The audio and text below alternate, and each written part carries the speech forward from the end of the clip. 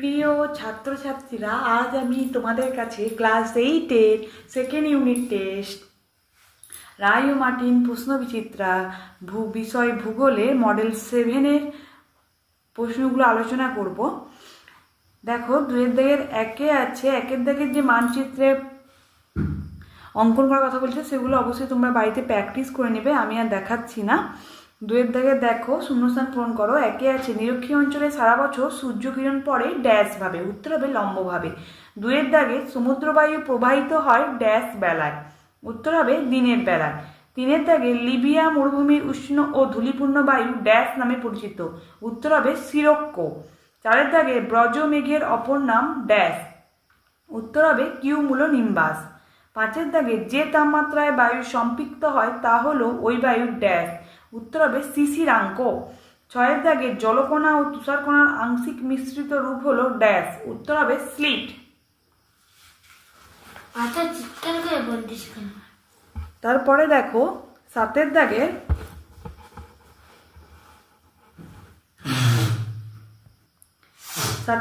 উত্তর আমেরিকা ও দক্ষিণ আমেরিকা মহাদেশের মাঝে অবস্থিত সংকীর্ণ ভূখণ্ড হলো ড্যাশ, উত্তর হবে যোজক। 8-এর দাগের উত্তর আমেরিকা মহাদেশে দেশের সংখ্যা ড্যাশটি, উত্তর হবে 23টি। 9-এর দাগের উত্তর আমেরিকা মহাদেশের সর্বোচ্চ পর্বতশৃঙ্গ হলো ড্যাশ, উত্তর হবে মাউন্ট ম্যাককিনলে। 10-এর দাগের গ্র্যান্ড ক্যানিয়ন ড্যাশ নদীতে দেখা যায়, উত্তর হবে কলোরাডো। 3-এর দাগের দেখো 2-3টি বাক্যে উত্তর দেওয়া আছে। একে আছে নিরক্ষীয় বায়ুচাপ বলয়কে কেন শান্ত বলয় বলা হয়, যেটা আমি তোমাদেরকে দেখিয়ে দেবো টেক্সট বইয়ে পেজ নাম্বার 31-এ। যে নিরক্ষীয় শান্ত বলয়কে কেন বলা হয়, এখান থেকে এতটা পর্যন্ত লিখলেই হবে।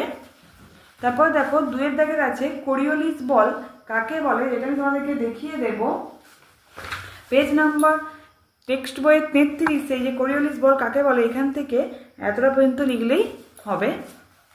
তারপরে দেখো আয়নবায়িক 3-এর দাগের আছে আয়নবায়ুকে কেন বাণিজ্য বায়ু বলা হয়, যেটা আমি তোমাদেরকে দেখিয়ে দেবো টেক্সট বইয়ের পেজ নাম্বার 35-এ। যে আয়নবায়ুকে কেন বাণিজ্য বায়ু বলা হয়, এখান থেকে এতটা পর্যন্ত লিখলেই হবে। তারপরে দেখো 4-এর দিকে আছে নিরক্ষীয় অঞ্চলের চিরহরিৎ গাছের অরণ্য সৃষ্টি হয়েছে কেন, যেটা টেক্সট বইয়ে পেজ নাম্বার 104-এ। এখান থেকে এতটা পর্যন্ত লিখলেই হবে, অবশ্যই তোমরা কিন্তু মুখস্থ করে নেবে। 5-এর দাগে দেখো মৌসুমী বায়ুর কোন শাখা চেরাপুঞ্জিতে বৃষ্টিপাত ঘটায় এবং কেন, যেটা দেখো টেক্সট বইয়ের পেজ নাম্বার 47-এ। এখান থেকে এতটা পর্যন্ত লিখলেই হবে, অবশ্যই তোমরা কিন্তু মুখস্থ করবে। তারপর দেখো 6-এর দাগের আছে শিশির কিভাবে সৃষ্টি হয়। এই যে শিশির, এটা পুরোটাই পড়ে রাখবে, কারণ মানে সংজ্ঞা হিসেবে দিলেও লিখতে পারবে, সৃষ্টির তত্ত্ব দিলেও লিখতে পারবে, সৃষ্টির পদ্ধতি দিলেও লিখতে পারবে, তাই এটা পুরোটাই পড়ে রাখা ভালো। রায় মার্টিনের সহায়িকাতে পেজ নাম্বার 161, এটা অবশ্যই তোমরা মুখস্থ করে নেবে। তারপরে দেখো 7-এর দাগের আছে কানাডীয় সিল্ক অঞ্চলে অসংখ্য হ্রদ দেখা যায় কেন, যেটা আমি তোমাদেরকে দেখিয়ে দেবো টেক্সট বইয়ে পেজ নাম্বার 91-এ। এই যে এখান থেকে এতটা পর্যন্ত লিখলেই হবে, অবশ্যই তোমরা কিন্তু মুখস্থ করে নেবে। তারপরে দেখো আছে 8-এর দাগে সরলবর্গীয় অরণ্যের প্রাণীদের শরীরে বড় বড় লোম দেখা যায় কেন। এই দেখো টেক্সট বইয়ে পেজ নাম্বার 92-এ। এই দেখো যে সরলবর্গীয় অরণ্য প্রাণীদের শরীরে বড় লোম দেখা যায় কেন, এখানে আছে দেখো সরলবর্গীয় বনভূমিতে বলগা হরিণ, বিভার, বনবিড়াল, লোম কুকুর দেখতে পাওয়া যায়। প্রচণ্ড ঠান্ডার জন্য এদের শরীরে বড় বড় লোমযুক্ত হয়, ঠিক আছে। তারপরে দেখো 4-এর দাগে আছে নিম্নলিখিত প্রশ্নগুলোর উত্তর দাও। একে আছে শৈলক্ষেপ বৃষ্টিপাতের ছবি আঁকো এবং সংক্ষেপে বর্ণনা করো, এটা আমি তোমাদেরকে দেখিয়ে দেবো টেক্সট বইয়ে পেজ নাম্বার 47-এ।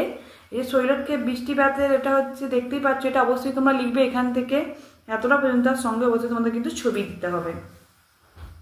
তারপরে দেখো 2-এর দাগের আছে পৃথিবীর বায়ুচাপ বলয়ে চিহ্নিত চিত্র অঙ্কন করো। এই যে রায় মার্টিনের সহায়িকাতে পেজ নাম্বার 108-এ অবশ্যই কিন্তু এই ছবিটা তোমরা ভালো করে হচ্ছে প্র্যাকটিস করবে, আর অবশ্যই পয়েন্টিং করবে, কারণ এখানে শুধু বলছে বায়ুচাপ বলয়ে চিহ্নিত চিত্র অঙ্কন করতে বলছে, তাই এই ছবিটা আঁকার সঙ্গে সঙ্গে কিন্তু পয়েন্টিংও ভালো করে করতে হবে, ঠিক আছে। তারপরে দেখো 3-এর দাগের আছে হ্রদ অঞ্চলের পার্শ্ববর্তী শহরগুলিতে পশু পালনের উন্নতির কারণ কি।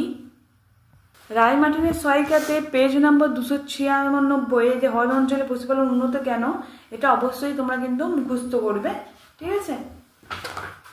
তারপরে দেখো আছে 4 জায়গায় আছে কানাডায় কাগজ শিল্পে উন্নতি করেছে কেন, যেটা আমি তোমাকে বলে দেবো টেক্সট বইয়ে পেজ নাম্বার 93, যে কানাডায় কাগজ শিল্প উন্নত করেছে কেন।